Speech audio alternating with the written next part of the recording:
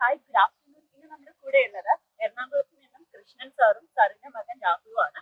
So Rahul already ഒരു repeater ആണ്. So ഇനിയും റിപ്പീറ്റ് ചെയ്യാൻ ഓപ്ഷൻ ഉണ്ടായിട്ടും എന്തുകൊണ്ടാണ് രാഹുൽ റിപ്പീറ്റ് ചെയ്യാതെ ഇങ്ങനെ അബ്രോഡ് ഓപ്ഷൻ എടുത്തത്?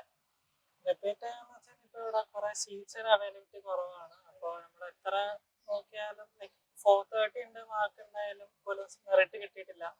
അപ്പോൾ പ്രൈവറ്റിലൊക്കെ നമ്മൾ അന്വേഷിച്ചപ്പോൾ ഒരു 4 lakh വെച്ചിട്ട് ഫീസ് തന്നെ പറയുന്നുണ്ട്. പക്ഷെ അതേ സെയിം ഫീസ് തന്നെയാണ് അബ്രോഡിലേക്ക് പോയി പഠിച്ചാലും. പിന്നെ ടെക്നോളജീസ് വൈസ് നോക്കുകയാണെങ്കിൽ അബ്രോഡ് ഭയങ്കര നല്ല ഓപ്ഷൻ തന്നെയാണ്. പിന്നെ അവിടുത്തെ പഠിത്ത രീതിയും നല്ല വ്യത്യാസമുണ്ട്. എങ്ങനെയാണ് എംബ്രിഡ്ജിലെ പരിചയം എന്ന് ഞാൻ രാഹുലിനോട് ചോദിക്കുന്നില്ല, കാരണം ഓൾറെഡി നമ്മളൊരു സ്റ്റുഡന്റ് റെഫർ ചെയ്തതാണ് രാഹുലിനെ.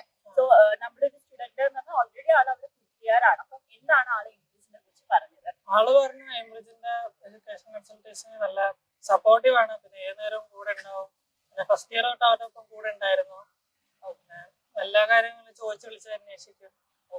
അപ്പം രാഹുലിനെ ഇപ്പം ഇത്രയും വലിയ ഒരു പ്രൊഫഷനിലേക്ക് പറഞ്ഞയക്കുന്ന സമയത്ത് പഠിക്കാൻ വേണ്ടി പറഞ്ഞയക്കുന്നു, സാറിന്റെ ഒരു ഫീൽ എന്താണ് ഇപ്പൊ? ഇത് വേറൊന്നുമില്ല, നമ്മള് ഈ കേരളത്തിൽ നിന്ന് പഠിക്കുമ്പോ അവന് ഒരു ആ ഫ്ലുവൻസി മലയാളം ഇംഗ്ലീഷിലേക്ക് മാറുമ്പോ അവർക്ക് ഹയറിലേക്ക് പോകുമ്പോ എപ്പോഴും ഫ്ലുവൻസി എപ്പോഴും വേണ്ടതാണ്. അപ്പൊ ആ ഒരു ബെറ്റർ ഓപ്ഷനാണ് ഞാൻ പുറത്തേക്ക് വിടാന്നുള്ളത്. ലാംഗ്വേജ് ഫ്ലുവൻസി അഡ്വാൻസ്ഡ് ആകാൻ വേണ്ടി. തീർച്ചയായിട്ടും. അപ്പം എന്തായാലും രാഹുലിന് all the best for your future. Okay, thank you.